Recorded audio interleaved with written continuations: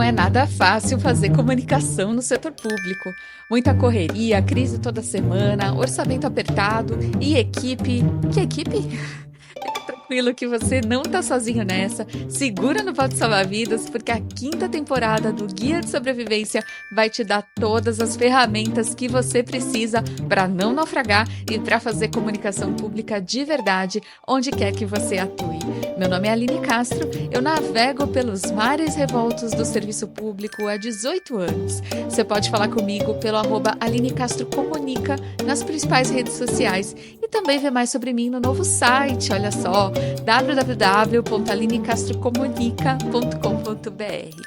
Se você se sente assim, solitário, remando no seu barquinho de madeira aí no meio do oceano da comunicação, fica sabendo que você não está sozinho, gente. Existe uma comunidade chamada ABC Pública, de gente que está remando junta para fazer a comunicação ganhar o respeito que ela merece dentro e fora das instituições públicas. É só você buscar por @ABC Pública nas redes sociais e também acessar o site www.abcpublica.org.br e vem aqui para nossa canoa, vamos remar junto.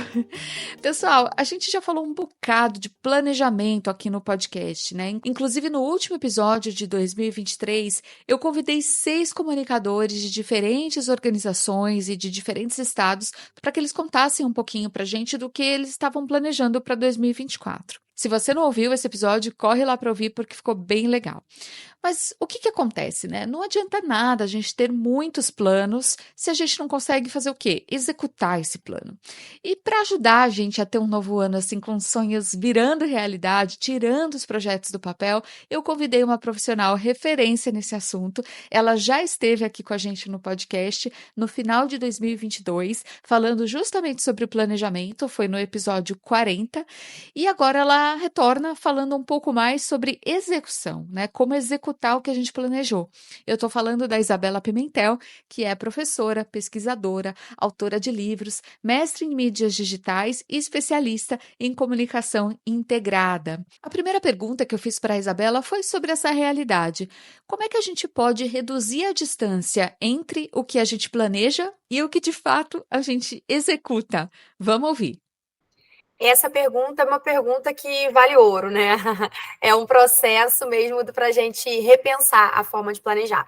Porque anteriormente, lá no comecinho da carreira, no comecinho da comunicação integrada, a gente realmente acreditava que planejar bastava, né? Só que a gente foi tendo aí um mundo mais dinâmico, os cenários mais desafiadores, as equipes mais enxutas, e aí a gente acabava tendo planos de 10 anos, quando eu trabalhei na Petrobras, a gente tinha um plano de comunicação de 10 anos e 300 páginas. Só que hoje, com as redes sociais, internet, digitalização, não só a digitalização na área pública, né? Mas a digitalização em diversos setores da nossa vida aí, toda a inteligência artificial que a gente vem usando. Com isso, os cenários mudam muito rápido, né? Então, como que a gente vai ter um plano de 300 páginas que ninguém lê e que é distante da realidade da equipe? Então, o primeiro ponto que eu acredito que causa essa distância entre o planejado e o executado é a forma de pensar o planejamento. Porque, em geral, a gente pensa o planejamento como algo escrito na pedra, né? Monolítico. E aí, quando a gente vê que mudou alguma coisa, a gente se desanima e, já que mudou isso, eu vou deixar esse plano todo na gaveta.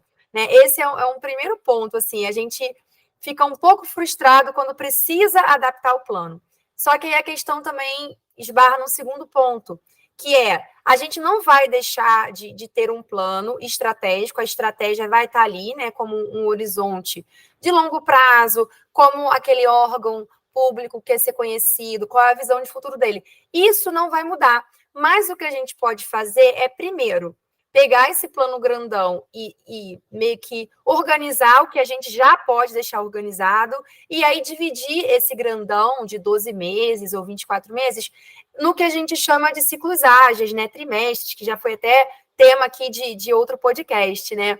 O primeiro passo, então, é esse, é reconhecer que o bom plano é aquele que permite adaptações e que a gente não precisa ficar frustrado quando alguma coisa muda. Isso não invalida aquela estratégia maior, né? Só significa que talvez a gente não teve aquele orçamento, ou que talvez mudou um parceiro, um fornecedor mudou, e aí a gente vai adaptar aquele plano. né? Então, acho que a lógica de planejar mudou. O plano não é mais de tão longo prazo.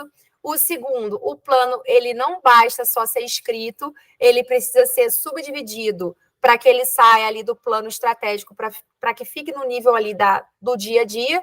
E tem várias formas de a gente trazer esse plano no dia a dia, que a gente vai falar também um pouquinho depois, né? Mas é, sobretudo, mudar a forma de pensar o planejamento e ter um pouco mais de adaptabilidade.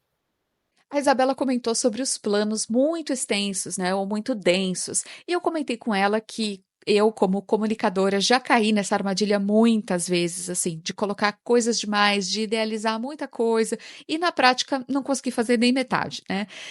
A gente começa o ano muito animado e aí vai chegando no terceiro, no quarto mês, aí você assim já quer atirar o plano para o alto porque não conseguiu cumprir ali os cronogramas, e isso acaba desanimando, desestimulando a gente a dar continuidade à execução do plano de comunicação, né? Aí eu quis saber da Isabela que outras armadilhas a gente acaba caindo ali no decorrer do ano que acabam prejudicando a concretização dos nossos sonhos, né? Vamos ouvir. Uma armadilha que eu vejo muito também, assim, de diversas instituições, né, órgãos públicos, órgãos privados, é a questão de achar que uma pessoa só da equipe, seja ela um servidor ou um colaborador, né, que uma pessoa vai planejar e aí depois que ela entregar aquele plano, todo mundo vai seguir certinho. Não existe essa forma de planejar que um faz e o resto somente entra em cena na hora de executar, que é também algo que a gente já falou um pouquinho antes, que é o planejamento cascata, né? Não dá certo, né? Nesses dias atuais em que a gente tem uma consciência, em que a gente quer se engajar de fato na cultura da empresa, uma armadilha é essa. Uma pessoa da equipe que gosta muito de planejamento chegar ali e fazer tudo sozinha e mostrar, olha, eu fiz. E essa pessoa que vestiu a camisa ali do planejamento, às vezes é um servidor, às vezes pode ser qualquer pessoa da equipe, mas é aquela questão de uma andorinha só não faz verão, né? Então, assim, para dar certo, esse planejamento ele precisa ser construído a muitas mãos, né? Como se fosse uma rede. Não adianta ele ser só um papel em que uma pessoa colocou o que ela pensa e tudo mais. Até porque a gente tem a empresa, né? O órgão público, ele é um órgão vivo. Então, a gente tem que ouvir parceiros, a gente tem que ouvir outros stakeholders para não fazer um plano autocentrado. Então, assim, além da armadilha de achar que o plano não vai ter mudanças, uma segunda armadilha é essa. Uma pessoa faz e impõe para a equipe, que é a tal da abordagem cascata, né? Um faz e os outros só executam. Outra armadilha também que eu vejo é fazer planos muito, muito, muito, muito longos e deixar na gaveta, né? Então, assim, e aí não coloca aquele material à vista. Quando a gente pega, por isso que eu falei sobre criar pacotes de entrega ao longo do ano. Porque muitas vezes, quando a gente faz diagnóstico, a gente, no final do ano, né, para fazer pesquisa de comunicação, a gente pergunta: mas você se lembra qual era o objetivo de comunicação desse trimestre e tal? Não, eu não me lembro. Então, como o plano fica muito escondido e na rotina do dia a dia a gente acaba não tendo tempo de visualizar, fica uma distância muito grande entre o planejado e o executado. Então, ter planos menores e com uma gestão à vista, né, ajuda muito, não impede que a gente tenha erro, também não impede de ter mudanças no micro ou no macro ambiente, mas ajuda, porque criar um plano e deixar escondido aí é uma quarta armadilha, né? Então, fazer muito longo prazo, uma pessoa só puxar o planejamento, né? O ideal é que a gente crie um plano a várias mãos e, além de criar junto com a equipe esse plano, que a equipe também seja capacitada para responder aos desafios daquele plano. É aquilo, né? Pessoas, processos e estratégias, assim. Não é só a ferramenta e não é só o papel, o plano. É tudo isso. E é desafiador mesmo, né? Colocar o planejado na rotina, sabendo que a rotina muda e que a rotina tem muitos desafios. Uma das especialidades da Isabela são os métodos ágeis, que já foi tema do episódio 34 aqui no podcast com o Maurílio Hoffman. Por isso, nesse episódio, a gente não vai aprofundar esse assunto hoje aqui. Mas como ela comentou que uma das armadilhas é a tal da abordagem em cascata, eu pedi para ela esmiuçar um pouquinho mais esse assunto e dizer qual que é a relação dos métodos ágeis com a execução de um plano de comunicação. Essa forma mais, né, vamos falar assim, mais tradicional, que é uma forma em que poucos planejavam, era tudo muito cascateado, é a abordagem chamada cascata ou waterfall, aquela ideia mesmo de uma queda d'água. Ao contrário disso, a gente vem tendo mais taxa de sucesso no que a gente chama de planejamento ágil ou abordagens colaborativas e até mesmo estratégias adaptativas. Se alguém tiver interesse, tem os livros do professor Robson Camargo, Gestão Ágil de Projetos, aí dá para se aprofundar bastante, porque a estratégia ágil, ela é isso, né? Você erra pequeno, você não culpabiliza aquele erro, você erra, você aprende e você compartilha as lições aprendidas para melhorar a sua próxima entrega. Você não espera, assim, 6 meses para ver que aquele ponto ali estava errado. Você já erra e aprende e compartilha isso com a sua equipe. E aí o próximo pacote de trabalho que você for entregar já vai ter aquela lição anterior, né? Então, você vai desenvolvendo o plano de comunicação de forma colaborativa. Isso já é uma abordagem mais ágil, baseada no design thinking.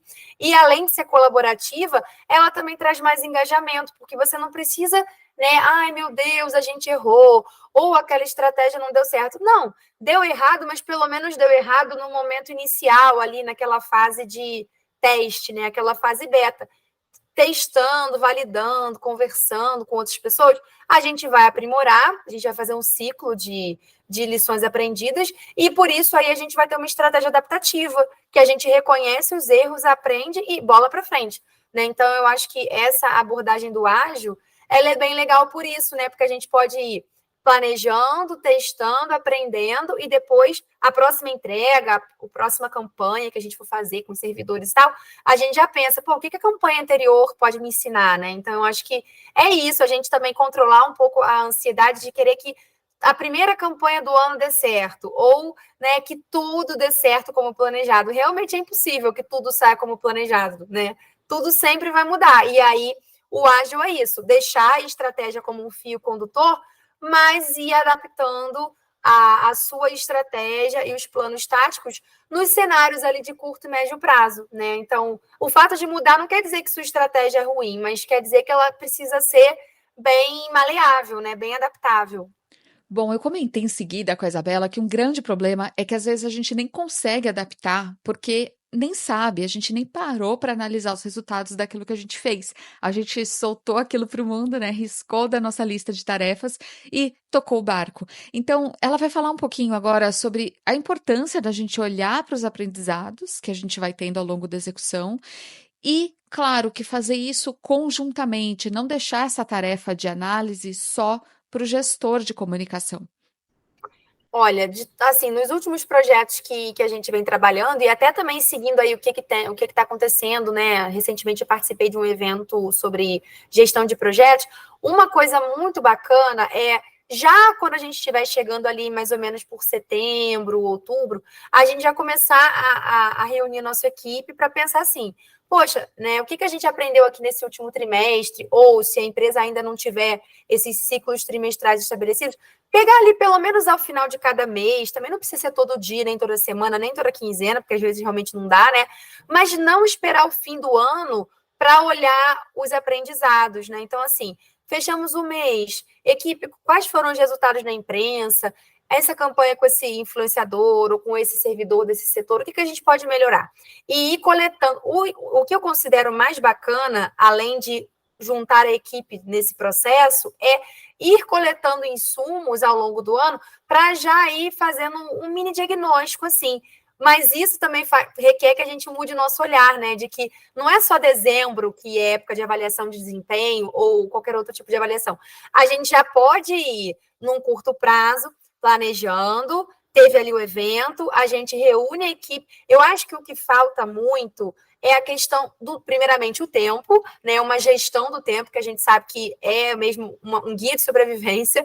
A gente sabe que o tempo é, né, diversos órgãos públicos que eu já trabalhei, fiz parcerias, e realmente o tempo, devido à demanda de eventos, devido à demanda de notícias, é difícil, mas também se a gente não tentar resguardar ali 15 minutinhos para parar, olhar os relatórios de imprensa, olhar os relatórios das redes sociais, né? Olhar ali as notícias que tiveram mais engajamento e tal. Se a gente for deixar para fazer isso só em dezembro, a gente vai ter ali um acumulado imenso. Então, assim, a primeira dica que eu dou é, a cada mês, se não for possível a cada quinzena, 2 ou 3 pessoas da equipe, se a equipe trabalha por núcleo, já ia anotando ali, olha, isso aqui é o que a gente aprendeu, esses aqui foram os indicadores, porque aí quando chega lá em outubro, novembro, que é uma época boa para a gente começar a pensar no próximo ciclo de planejamento, né? Senão a gente entra em março sem ter o planejamento do ano seguinte.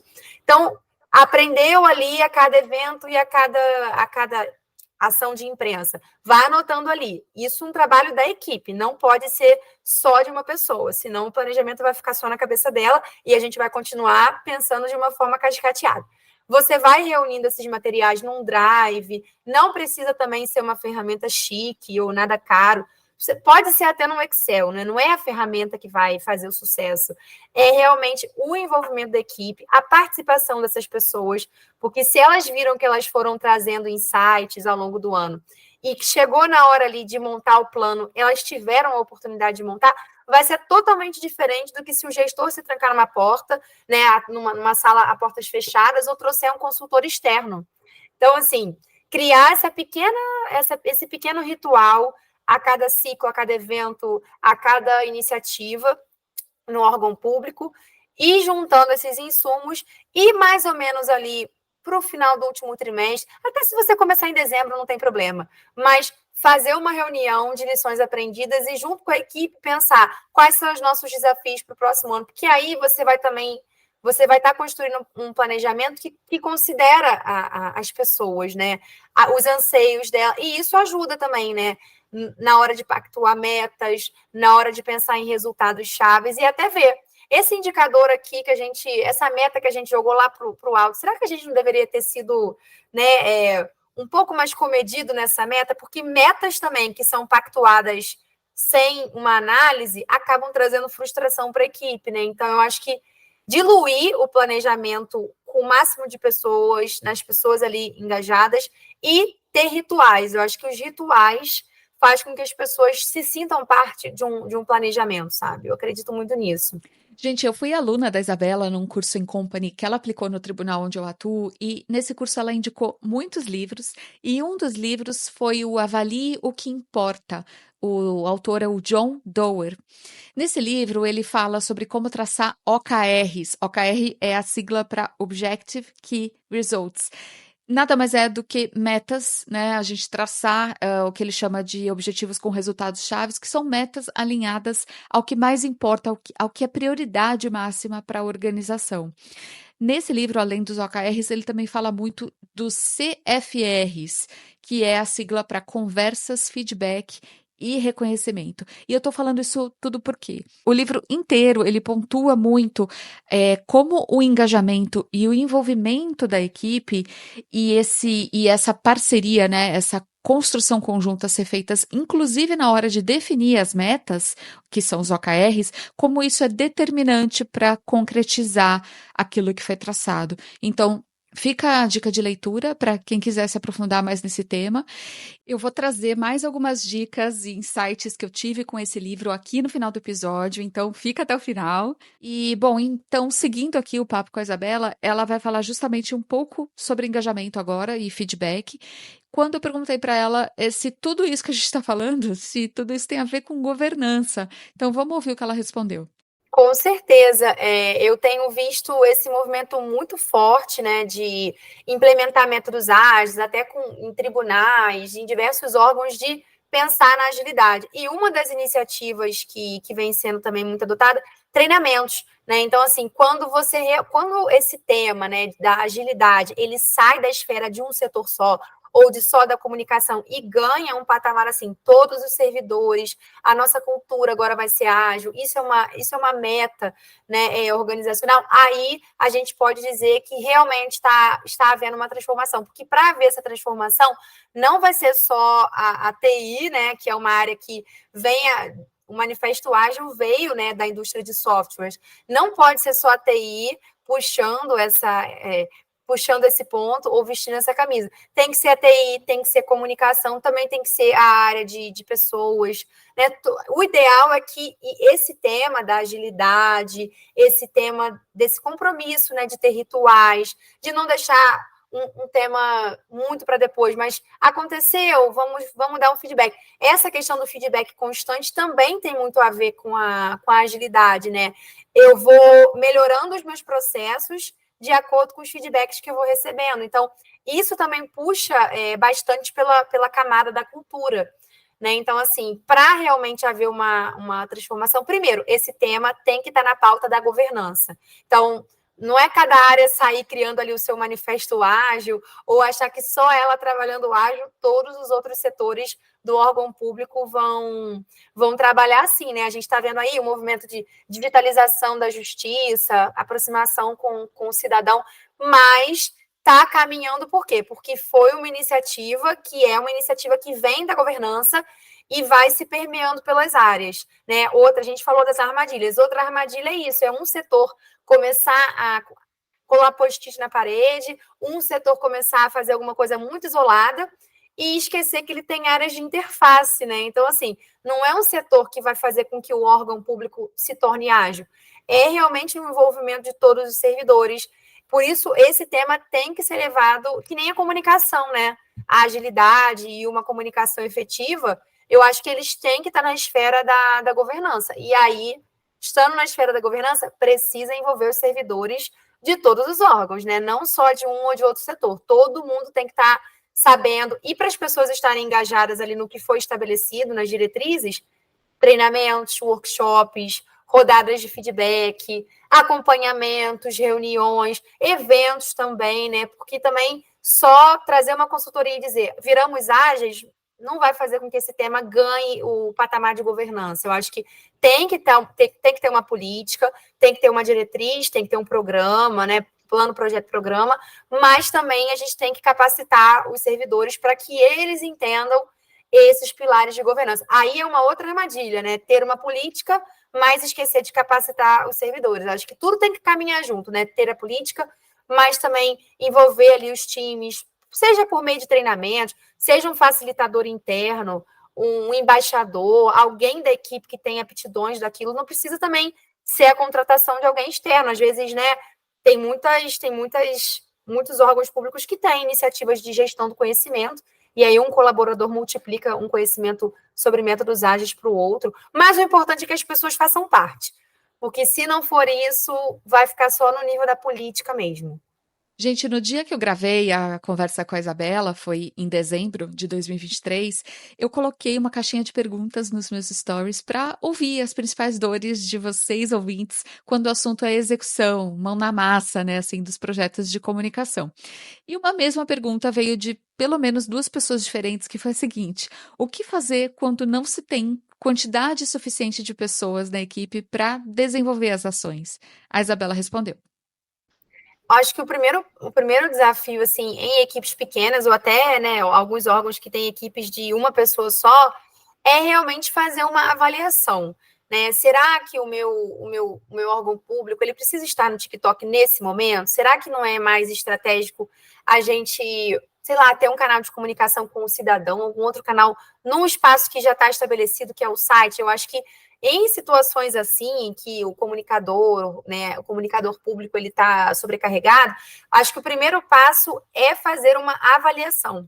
E aí essa avaliação vai envolver um estudo dos canais, um estudo das audiências, né? Não é somente o cidadão, o servidor, todos, né? Fazer esse mini diagnóstico. E aí, a partir desse mini diagnóstico, que vai envolver um conhecimento básico em análise de dados, métricas, indicadores, tomar decisões baseadas em dados. Olha, eu sei que alguns órgãos estão no TikTok, eu sei que alguns órgãos agora lançaram chatbot, que foi até um tema também, né, de podcasts anteriores, mas será que nesse momento, será que não é melhor eu fazer o básico bem feito, né? Tem uma frase do Caíto Maia, que é da Chili Beans, dos óculos, que ele fala isso e que eu defendo muito, né? O básico bem feito. Então, será que não é melhor eu deixar o site redondinho do que sair criando um podcast ou criar uma conta no TikTok, sendo que nem o meu site ali o cidadão consegue ter uma resposta, porque você é sozinho. Eu acho que o primeiro passo também, além desse diagnóstico, é reunir esse diagnóstico e usar esse diagnóstico a seu favor. Então, você vai lá e apresenta para o órgão superior ali ao qual você se reporta. Olha, essa é a situação. Será que não vale a pena a gente concentrar o nosso foco em canais mais assertivos e depois, se tiver um outro concurso e chegar um outro servidor, né? Aí depende do plano, do planejamento, né, de cada instituição, mas se essa contratação de um outro servidor não vier, em algum momento esse ponto vai precisar ser debatido, né?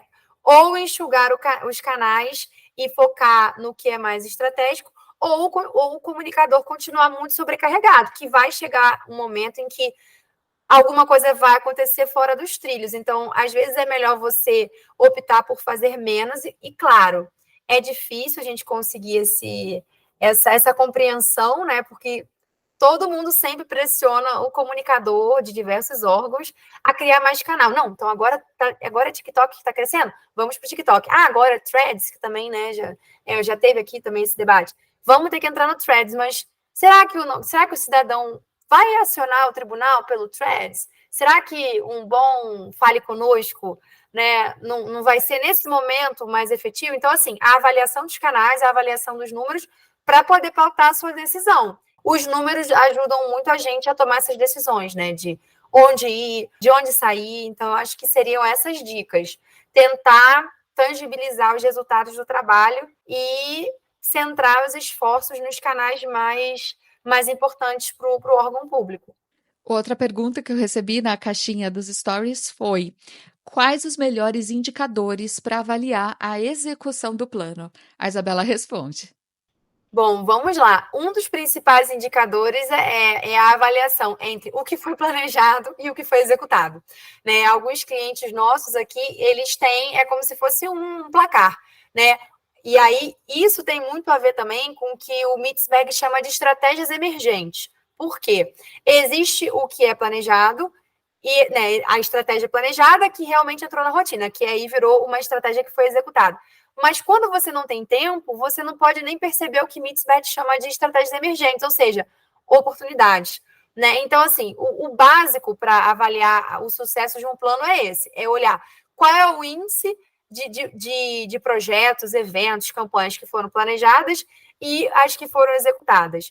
Dentre essas que foram executadas, avaliar ali a taxa de engajamento, a taxa de participação dos servidores nesses eventos. Né? Será que faz sentido ficar fazendo esses eventos toda semana? Será que se não fosse um evento mensal, a gente não ia ter uma adesão maior? Então, assim, indicadores globais são esses, né? A taxa de aderência entre o que foi planejado e o que foi executado, e a partir disso você obter um índice. E aí você pode subdividir esse índice por núcleos, por exemplo, no núcleo de imprensa, no núcleo de redes sociais, no núcleo editorial, sempre comparando, porque aí você vai ter um parâmetro. Será que eu não joguei as metas muito lá para cima? Né? E aí você também consegue direcionar melhor os esforços da sua equipe. Assim, esse é um indicador básico. Olhar o total, o planejado e o executado, que é o que fala ali o Mitzberg, e replanejar a partir disso, né? Ver o que está sendo demais, ver o que poderia ser reajustado. Muito bom. É legal essa ideia do placar, né? Sim, Interessante. sim. Eu trabalhei com um cliente que fez isso. E outra coisa que tinha nesse placar, que envolve também ter um tempo para respirar, é oportunidades. Então, assim, nesse meu cliente, eles colocavam um relatório assim inclusive esse relatório era discutido com a equipe ao longo dos meses, né? E eles faziam ciclos semestrais. O que a gente planejou e fez, o que a gente planejou e não conseguiu fazer, mas o que a gente fez que foi bom e que não estava planejado, que é o que o Mitzberg chama de estratégias emergentes. Você não tinha planejado, mas como você estava atento, você percebeu que era um bom momento para fazer aquela campanha, para lançar aquela série de entrevistas com aqueles servidores lá que estavam se aposentando, enfim. E isso envolve também você não se frustrar tanto, porque às vezes algo que estava planejado não era mais tão importante, mas algo que você viu que era uma oportunidade veio preencher esse espaço, né? Então eu acho legal ter esses indicadores também. O planejado, o executado e coisas que não estavam planejadas, mas que foram um sucesso, né? Nossa entrevistada, pessoal, ela tem um livro, ela é autora de um livro que se chama Ouvi Dizer. É outra indicação de leitura que eu já deixo aqui para vocês. O assunto do livro não tem a ver diretamente com o tema desse episódio aqui, o livro é sobre boatos organizacionais, mas tem um pedaço do livro em que ela traz um framework. E eu, como boa sobrevivente, eu adoro um framework, né? O framework da comunicação efetiva. E aí me pareceu que tem a ver com o nosso papo aqui sobre projetos, sobre execução, e eu pedi para ela explicar um pouquinho isso para gente. Esse nosso framework, né, que é chamado do framework da comunicação efetiva, ele nasceu muito assim da necessidade dos setores de comunicação, seja em órgãos públicos, privados, de terem o apoio das outras áreas também. Então, assim, a primeira ideia desse framework é mostrar que a comunicação sozinha não vai resolver todos os problemas, ou ela sozinha não vai mudar a cultura. Então, nesse framework, a gente fala ali de pessoas, né, os servidores bem engajados, a gente fala da cultura, a gente fala dos líderes comunicadores, que podem ser ali servidores de outros setores, mas que, sabe, são participativos, que fazem parte dos nossos comitês de comunicação, que também é uma iniciativa que está acontecendo em vários tribunais, em vários órgãos. Além disso, a comunicação estar no pilar da governança, ou seja, ter um potencial, né, de ser ouvida nos debates, não só ali na hora das crises. Além disso, também ferramentas para a comunicação ser efetiva, além de pessoas, liderança, cultura, fluxo e processo, a gente também precisa ali, especialmente para ter esses modelos de gestão à vista, de algumas ferramentas, até mesmo na sua versão gratuita, sabe? Ferramentas, né? Aqui no Guia de Sobrevivência a gente adora uma boa maletinha de ferramentas. Eu perguntei então para a Isabela se ela tem indicação de ferramentas que ajudam a gente na hora da execução.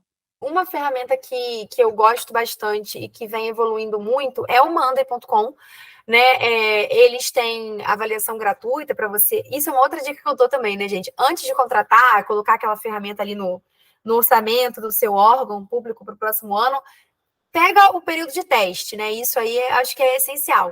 E aí, o que é legal do Monday? Você pode ter vários quadros, né? Dentro desses quadros, você pode filtrar.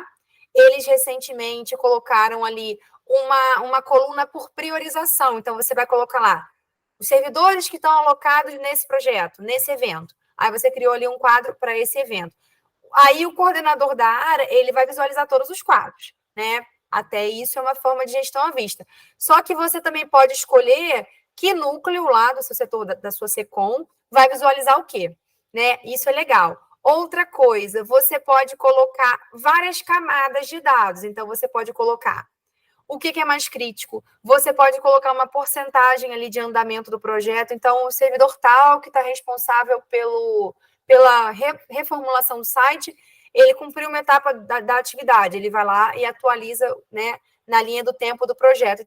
A criticidade do projeto, isso ajuda o gestor a saber o que é mais ou menos importante. Ajuda também uma equipe que tem muitas coisas a saber o que é prioridade.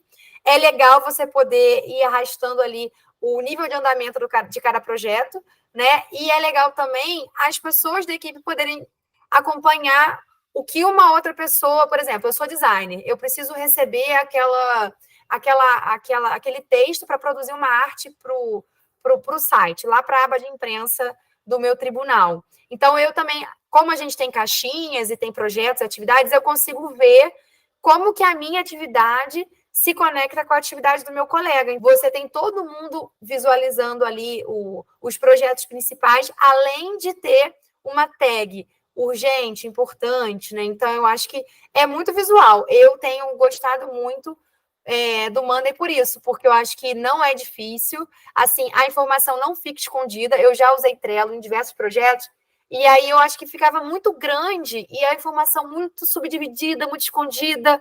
Então, acho que o Monday tá uma interface gráfica bem amigável e tem vários ícones ali que chamam a sua atenção de que realmente a tarefa está no prazo ou que a tarefa está vencida. Bom, eu, Aline, particularmente adoro o Trello, uso o Trello para tudo, já falei isso algumas vezes aqui no podcast, mas eu gostaria muito de saber que outras ferramentas vocês, comunicadores que nos ouvem agora, que ferramentas que vocês usam? De repente, a gente pode até gravar um podcast com alguma experiência de sucesso aqui. O que vocês acham? Quem tiver dicas sobre isso, pode me escrever. É só me procurar lá no @Aline Castro Comunica nas redes sociais. Gente, já encaminhando aqui para o final da minha conversa com a Isabela, Nós duas acabamos conversando um pouco também sobre ansiedade, né? A angústia que dá quando a gente quer produzir, tem que executar o plano, e a frustração que também acontece quando a gente não consegue, quando a gente não dá conta. Lembrando que a gente gravou o nosso papo no fim de 2023, nós duas estávamos cansadas, né? Acho que como quase todo mundo vive essa realidade. Então eu pedi para ela falar um pouco sobre isso, né? E aí, o que ela nos trouxe nessa fala final já serve muito como um bom resumo de vários pontos, de vários tópicos que ela abordou aqui no episódio de hoje. Vamos escutar. Eu acho que o primeiro passo é esse, né? É separar, através do diagnóstico, o que é importante para outros órgãos, para outras entidades, e o que de fato faz com que o meu órgão público se aproxime do cidadão. E aí, a partir disso, fazer realmente um planejamento mais enxuto e mais assertivo, porque uma das grandes causas da frustração, né, e desse sentimento de, poxa, a gente não conseguiu reformular nossa intranet, a gente não melhorou ali o app do nosso servidor, a gente ter feito um planejamento muito inflado de ações, né? E, claro, isso tem a ver também com o nosso ritmo de vida atual, que é jogar o planejamento lá para cima, né? Então, tem uma autora que eu sigo, que é a Larissa Rodrigues, que ela fala muito sobre isso, né? Os microplanejamentos. O nome do livro é Rotinas Criativas.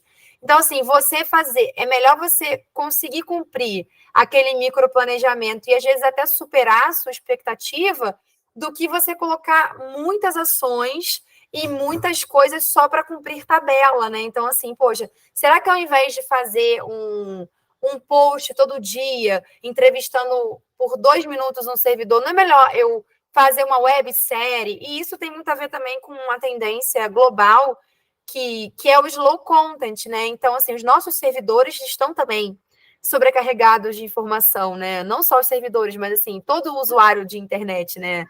Então, acho que reduzir a frequência de conteúdo, mas quando você for fazer um conteúdo especial, que aí você vai estar chamando a atenção não pelo excesso ou pela repetição, mas pela novidade, né? Então, eu acho que uma forma de evitar a ansiedade é isso, é fazer um planejamento mais enxuto.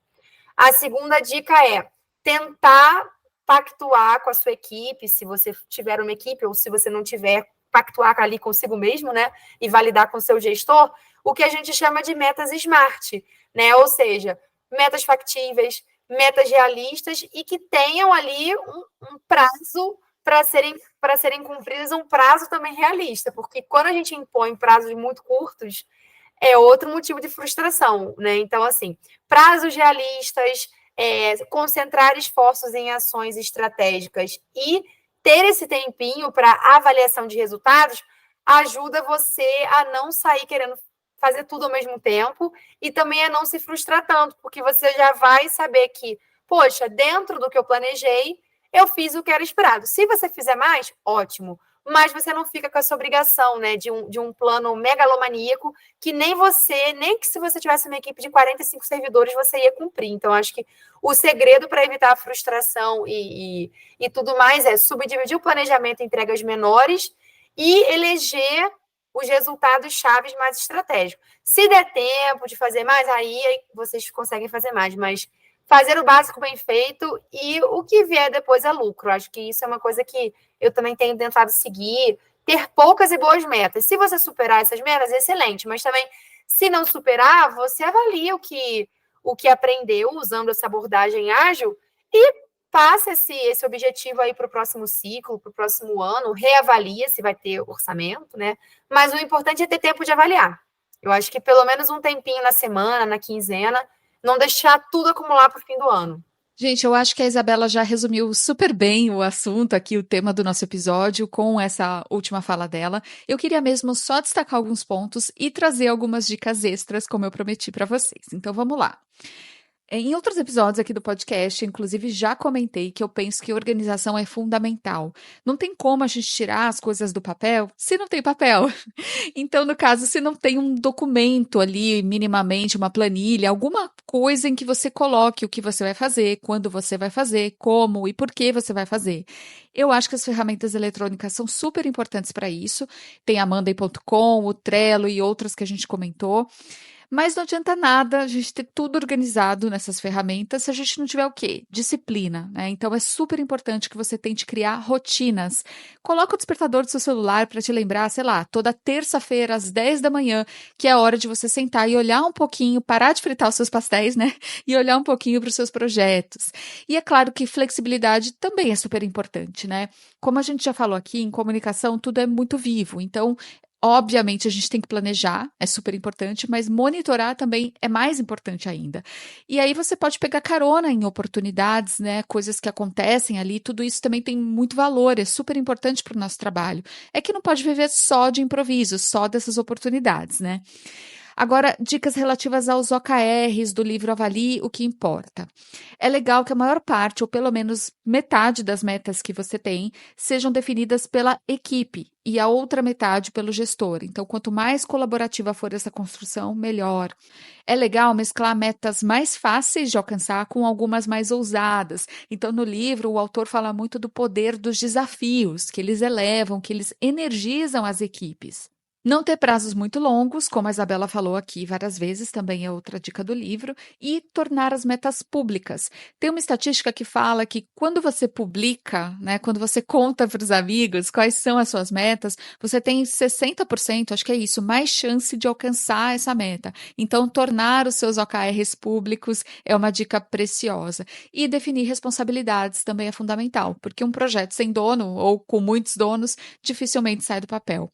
Bom, eu acho que é isso. Eu queria então que vocês ouvissem a mensagem final da nossa entrevistada de hoje. Bom, queria agradecer a participação aqui no podcast, é sempre uma honra estar com a Aline e propor a vocês assim, conhecer um pouquinho mais sobre outras formas de planejar, né? Eu acho que, independente da época do ano, é bem válido a gente se abrir, né? Buscar envolver a nossa equipe ali em outras abordagens, porque às vezes a gente está muito preso aos planos tradicionais, às políticas, aqueles processos muito rígidos, quando, na verdade, olhando um pouquinho, fazendo benchmark com outras instituições também que já estão trabalhando de forma mais ágil, a gente consegue fazer trocas, né? Eu acho que qualquer época do ano a gente pode melhorar, né? Assim, incrementar um pouquinho. E trazer melhorias progressivas, né? Que é um princípio aí da melhoria contínua. Não achar que só no fim do ano ou que só um plano vai trazer resultado. Estar aberto a trocas com equipes e outras entidades, e também estar aberto a aprimorar o plano, acabar com essa ideia de que o plano está pronto. E aí no Instagram da Comunicação Integrada, no nosso YouTube, tem muitos materiais sobre formas diferentes de planejar, sobre indicadores também, né, que foi uma dúvida que a gente recebeu aqui. Então, quem quiser se aprofundar, a gente tem mais lá de 500 artigos no blog, que eu acho que para quem gosta mais de ler, pode ir para o blog, quem gosta de vídeo, vai para o YouTube, tem bastante conteúdo, e estaremos aqui também em outras iniciativas para ajudar os comunicadores públicos a superar esses desafios diários.